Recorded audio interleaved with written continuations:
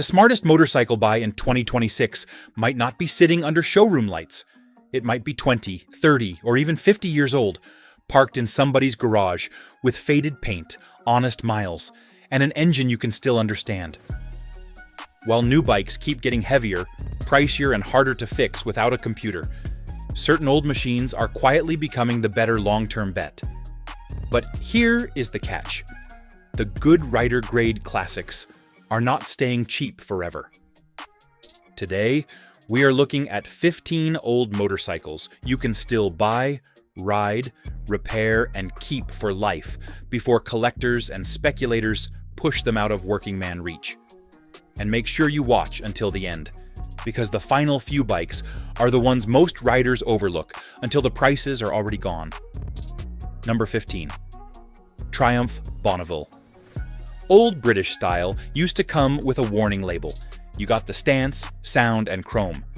Then spent weekends chasing leaks, weak electrics, and parts allergic to long rides. The Bonneville changed that bargain. It gave riders the look they remembered without making them live through every headache their fathers cursed in the shed.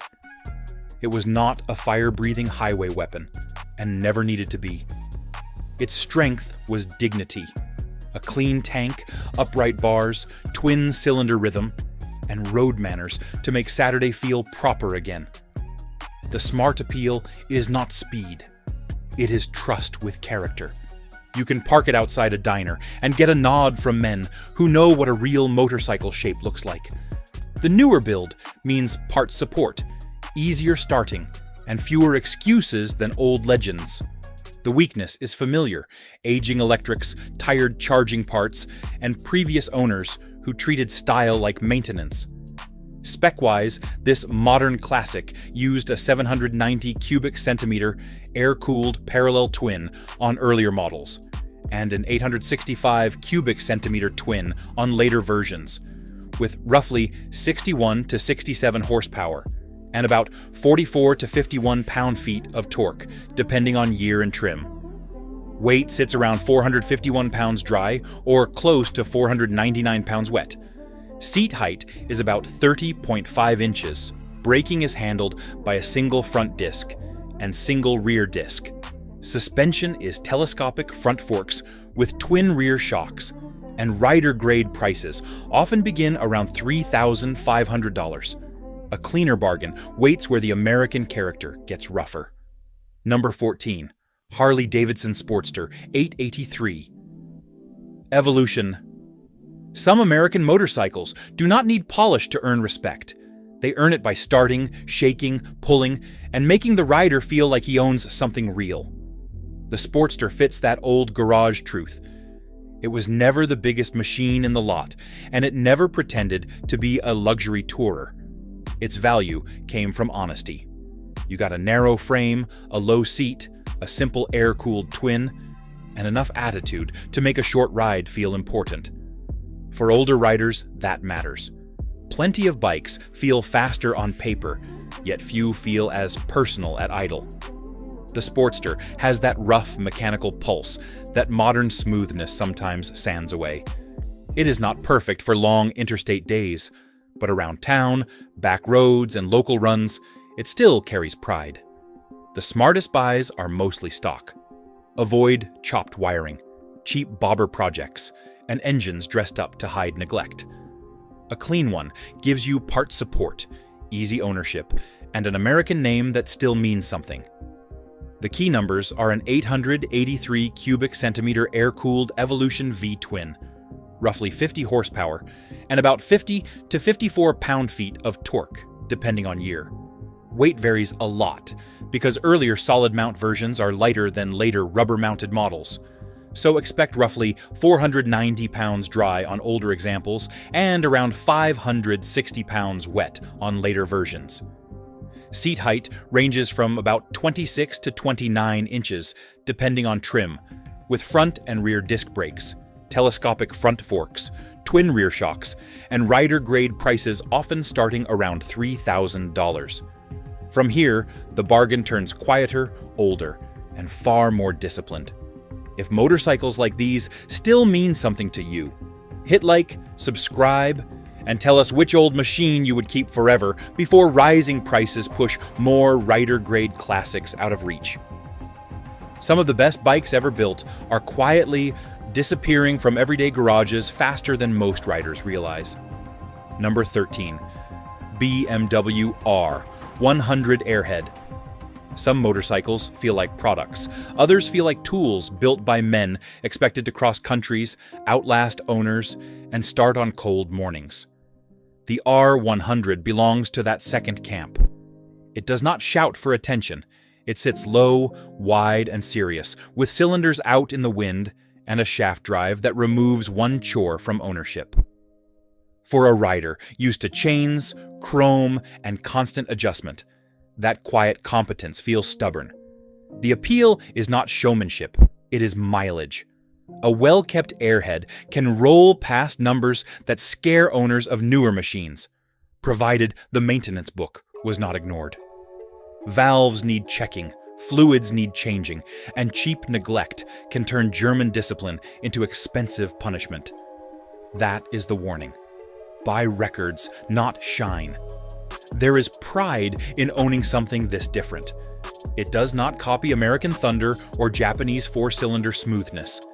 It has its own rhythm, calm but mechanical, like a touring watch with grease under the strap. On the early twin-shock R100 Airhead variants, the heart of the machine is a 980 cubic centimeter air-cooled boxer twin, with output ranging by model from around 60 horsepower to roughly 70 horsepower on sportier versions such as the R100 RS. Weight is commonly around 506 to 507 pounds. Seat height is about 32.3 inches.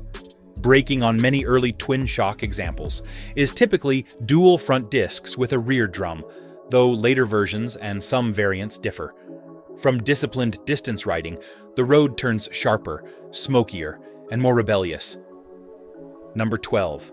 Yamaha RD350.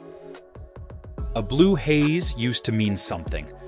It meant a small machine was about to embarrass a bigger iron, and the rider had better stay awake.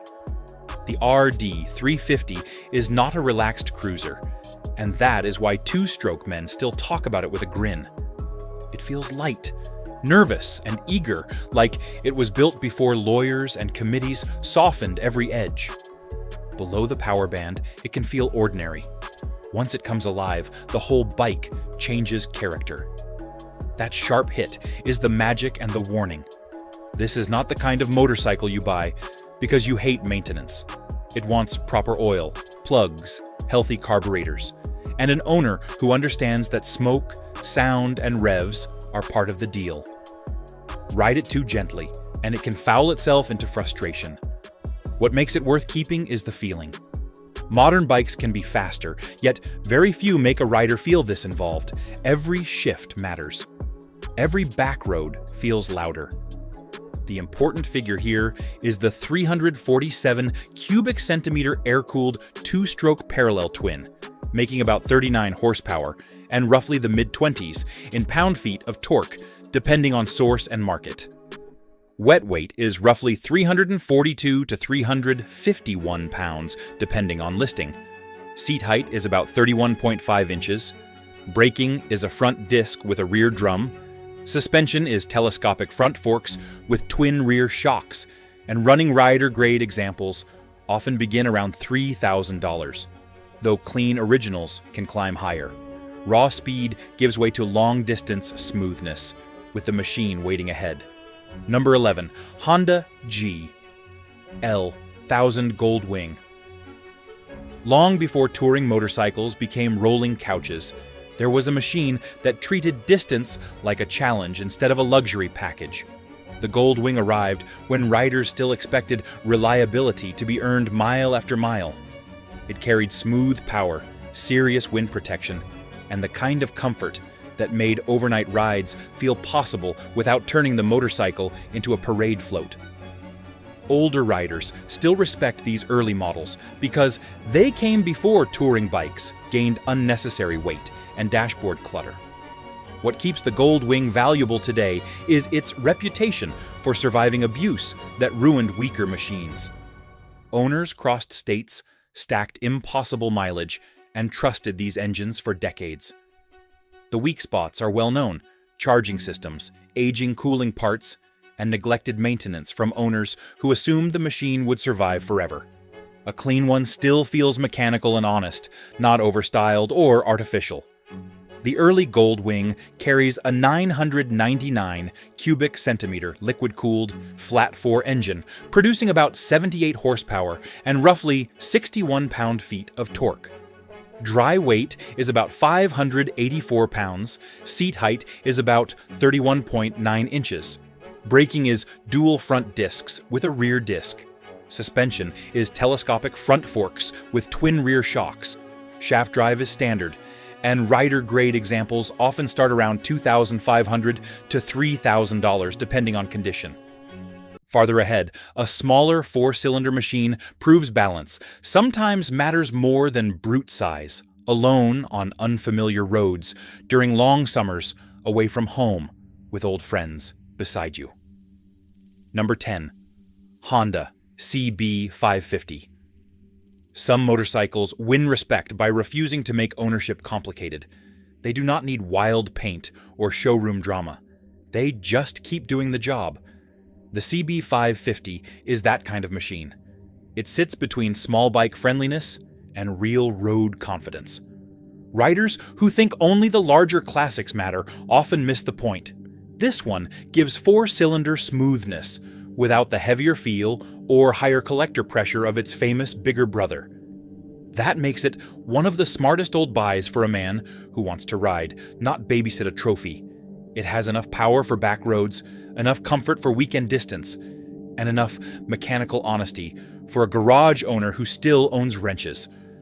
The main warning is carburation. 4 carburetors can turn lazy maintenance into rough running. So synchronization, clean jets, and good intake boots matter. This middleweight 4 uses a 544 cubic centimeter air-cooled inline 4, making about 50 horsepower and roughly 32 pound-feet of torque. Wet weight is about 454 pounds. Seat height is around 31.7 inches. Braking is a single front disc with a rear drum.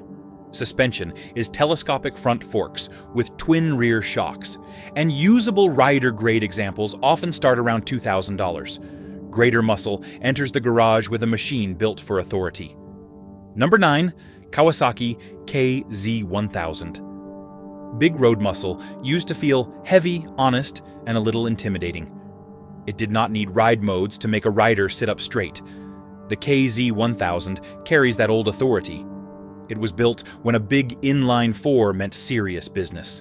And plenty of police departments trusted machines like this because they could take long hours, hard use, and regular punishment. That kind of service history matters more than showroom shine. For a rider who likes torque, presence, and highway confidence, this one still makes sense. It is not a featherweight, and it will remind you of that in parking lots. Once the road opens, the weight turns into stability, and the engine pulls with the kind of calm strength older riders respect. The risk is buying one with tired brakes, worn suspension, or neglected carburetors. Power is no bargain if the chassis is worn out. That difference separates a rider's machine from a parked decoration for years ahead. The big Kawasaki runs a 1,015 cubic centimeter air-cooled inline 4, producing about 83 horsepower and roughly 58 pound-feet of torque. Wet weight is about 563 pounds. Seat height is around 32.5 inches. Braking is handled by discs front and rear. Suspension is telescopic front forks with twin rear shocks, and clean rider-grade examples are more realistically around $5,000 and up rather than a cheap $4,000 buy. A quieter bargain sits beyond this brute. Proving strength is not always the loudest machine in the garage. Number 8. Suzuki GS550. Some bargains hide because they never learned how to brag. They sit in classifieds looking plain, while smarter riders see honest engineering waiting underneath. The GS550 is one of those machines. It does not carry the famous badge worship of bigger classics, and that helps keep prices sane. What it offers is useful power, sensible weight, and the kind of four-cylinder smoothness that makes an older motorcycle feel more expensive than it is. For a rider who wants to ride, not polish a museum piece, that matters. The appeal is quiet confidence. It can handle town work, back roads, and weekend miles without feeling fragile. The risk is not the basic design. The risk is age, missing trim, old rubber, clogged carburetors, and owners who parked it when maintenance got boring. Buy a complete runner and the value is serious. Buy a half-finished project and cheap parts hunting can turn into a long winter. The overlooked Suzuki brings a 549 cubic centimeter air-cooled inline-4, making about 49 to 51 horsepower and around 30 to 31 pound-feet of torque. Dry weight is roughly 437 pounds. Seat height is about 31.5 inches. Braking on early models is a front disc with a rear drum. Suspension is telescopic front forks with twin rear shocks, and rider-grade examples can still begin around $1,500 to $2,000. Now, let's talk about a deeper piece of Japanese history where precision began taking pride away from older traditions for good. Number 7. Honda CB450. Some bikes mark the moment when old excuses stopped working. Riders were once told leaks, vibration, and roadside tinkering were just part of owning a serious motorcycle. The CB450 challenged that belief. It was not huge, and it did not need to be. Its strength was precision. It revved higher than many expected, pulled with surprising confidence, and showed that a middleweight twin could feel advanced without turning fragile. That mattered in garages, where men were tired of machines demanding more loyalty than they returned. The appeal is historical weight with practical use. You can still ride one without treating every mile like museum duty. The engine has character, yet the package stays manageable for older hands who respect balance over bragging rights. The warning is age. Early brakes deserve respect. Charging parts need attention, and neglected examples can hide careless ownership under polished covers. The numbers center on a 445 cubic centimeter air-cooled parallel twin, producing about 43 to 45 horsepower and roughly 27 to 28 pound-feet of torque, depending on year. Dry weight is commonly around 412 pounds. Seat height is about 31 inches. Earlier models used front and rear drum brakes, while later versions could use a front disc and rear drum. Suspension is telescopic front forks with twin rear shocks, and rider-grade prices often start around $2,500. The road ahead strips things down further, where one cylinder carries the whole argument with stubborn garage honesty. If this list is bringing back motorcycles you still respect, subscribe now because the next few bikes prove why older machines continue earning loyalty long after newer models lose their shine. Some classics were never about trends. They were built to survive decades of real riding and ownership. Number 6. Yamaha SR500. Sometimes the strongest motorcycle in a garage is not the loudest one. It is the one with almost nothing to hide. The SR500 is built around that old truth: one cylinder, one kickstarter, one honest rhythm. It asks the rider to participate before the ride begins. For men raised around carburetors, compression, and cold start habits, that is not a flaw. That is a handshake. Its appeal is simplicity with backbone. There are fewer systems to chase, fewer parts waiting to quit, and no luxury disguise pretending to be durability. Around town, the torque feels useful. On back roads, the light chassis makes modest power feel alive. The warning is patience. Flood it, kick it wrong, or ignore basic tuning, and it will make you stand there, thinking about your mistakes. A clean example rewards a rider who respects old machines instead of rushing them. It is not a highway bruiser, yet it has the kind of mechanical honesty many newer motorcycles lost. What matters mechanically is the 499 cubic centimeter air-cooled single-cylinder engine, making about 32 horsepower and roughly 26 to 27 pound-feet of torque. Wet weight is about 381 to 384 pounds. Seat height is roughly 31.9 to 32 inches. Braking is usually a front disc with a rear drum. Suspension is telescopic front forks with twin rear shocks. And good rider grade examples often begin around $3,000. That stripped down honesty leads into a smaller classic that built confidence for generations. Number 5. Honda CB350. A good motorcycle does not always announce itself with size.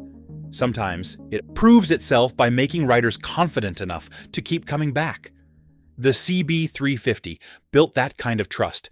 It was light, approachable, and strong enough for real roads without scaring the man learning his limits. Many riders started on one, then remembered it years later because it never tried to be more complicated than necessary. That is its quiet power. It gives an older rider the feeling of a machine that can be understood in one garage afternoon. 2 cylinders, simple service, honest weight, and enough character to make errands feel like small rides again. It will not outrun bigger classics, yet it can outlast careless ownership when maintained properly. This smaller Honda uses a 325 cubic centimeter air-cooled parallel twin, making about 36 horsepower and roughly 18 to 19 pound-feet of torque. Weight varies by model year, but it is generally around 370 to 375 pounds wet. Seat height is about 30.7 inches. Most versions use front and rear drum brakes, while later versions can have a front disc. Suspension is telescopic front forks with twin rear shocks, and rider-grade examples often begin around $2,000. Greater balance waits ahead, where middleweight muscle starts feeling like real road authority. Number 4. Kawasaki KZ650. Balance is harder to build than brute force. Any company can add size, but only a good machine makes weight, power, and confidence feel right together. The KZ650 hits the sweet spot. 4-cylinder strength without heavyweight intimidation. It feels grown up, smooth, and manageable, with enough highway authority for real riding and a durable reputation behind it. Just do not buy paint alone. Check charging health, brakes, fork seals, carburetor synchronization, and rust hiding under old pride before handing over cash. The sweet spot comes from a 652 cubic centimeter air-cooled inline-4, producing about 64 horsepower and roughly 41 to 42 pound-feet of torque. Wet weight is around 485 pounds. Seat height is roughly 31 to 31.5 inches. Brake setups vary by year, from single front disc and rear drum to dual front discs and rear disc. Suspension is telescopic front forks with twin rear shocks, and rider-grade prices often start around $1,500 to $2,000. A sharper handling legend waits where big bike confidence meets overlooked value. Number 3. Suzuki GS750. Some motorcycles get famous because the badge gets loud. Others earn respect the harder way by being better than riders expected. The GS750 came from a company known for sharp two-strokes. Yet this Big Four proved that old racing discipline could survive in a street machine. It did not just bring power, it brought balance, steering confidence, and a solid feel that made larger bikes seem clumsy when the road started bending. That is why it still deserves attention from riders who buy with their hands, not their ego. The market often treats it like a second choice, behind more famous names, and that is where the value lives. A good one feels planted, strong, and honest. The warning is simple. Neglected examples can hide tired suspension, weak brakes, cracked intake boots, and carburetors that have been sitting too long. The stronger Suzuki package uses a 748 cubic centimeter air-cooled inline-4, making about 68 to 69 horsepower and roughly 44 pound-feet of torque. Dry weight varies by version, often around 492 to 514 pounds. Seat height is about 31.2 inches. Braking is usually dual front discs with a rear drum on early models. Suspension is telescopic front forks with twin rear shocks, and rider-grade examples often start around $2,000. Another twin-cylinder machine waits with older soul and even stronger garage appeal for riders who miss mechanical conversation deeply. Number 2. Yamaha XS650. Old riders know the sound of a proper twin. Not polished flat, but alive enough to talk through the frame. The XS650 carries old British twin rhythm without constant surrender. It gave riders the shape, sound, and feel they loved, with better manufacturing, better oil control, and fewer roadside excuses. Later examples are smarter buys, especially stock ones, because hacked wiring can turn honest character into garage aggravation. For a rider who misses mechanical conversation, the XS650 feels honest. It has enough torque for back roads, enough heritage to start good stories, and enough parts support to keep them running. Beneath the classic shape is a 653 cubic centimeter air-cooled parallel twin, making about 50 to 53 horsepower and roughly 40 pound-feet of torque, depending on year and version. Earlier standards can weigh around 428 pounds wet, while later special models can be closer to 485 pounds wet. Seat height is usually around 31 inches. Braking varies from front disc and rear drum to twin front discs on some later versions. Suspension is telescopic front forks with twin rear shocks, and rider-grade prices often begin around $1,500 to $2,000. Only one machine remains, and it changed the rule book for everyone. Number 1. Honda CB750. Some motorcycles become classics because they were pretty. A few become permanent because they changed what every rider expected from a serious machine. The CB750 belongs at the top because it made older rivals feel tired overnight. Smooth, strong, dependable, and civilized, it proved performance and reliability could share one garage. Riders could use it, service it, trust it, and still feel pride in that four-cylinder rhythm. Just watch prices, because rider-grade examples make the smarter forever buy. The rule-changing spec sheet starts with a 736 cubic centimeter air-cooled inline 4, producing about 67 horsepower and roughly 44 pound-feet of torque.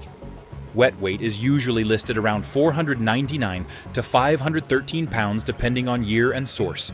Seat height is about 31 to 31.5 inches.